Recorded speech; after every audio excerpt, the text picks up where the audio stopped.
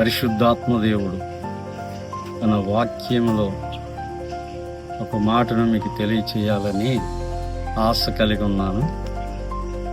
పరిశుద్ధ గ్రంథమైన బైబిల్లో కీర్తనల గ్రంథము 1వ కీర్తన 2-3 వచనాలు మీకు తెలియచేయాలని ఆశ కలిగి ఉన్నాను.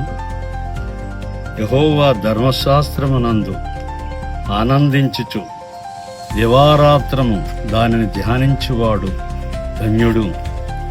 అతడు నీటి కాలువల యోరన నాటబడినదై ఆకు వాడక తన కాలమందు ఫలమిచ్చు చెట్టు వలె నుండెను. అతడు చేయనిదంతయు సఫలమగును.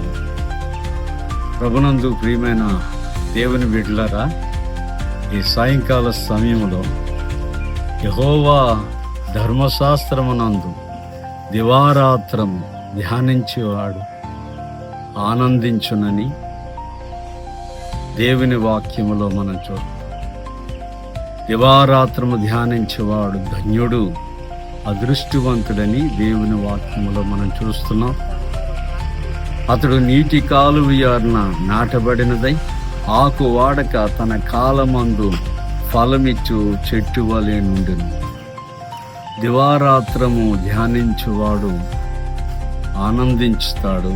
అలాగే దేవుని యందు భయభక్తులు కలిగిన దేవుని భక్తులైనటువంటి వారు నీటి వారన నాటబడిన చెట్టులాగా ఎల్లవేళలా పచ్చగా సంతోషంగా ఆనందంగా ఉంటారు.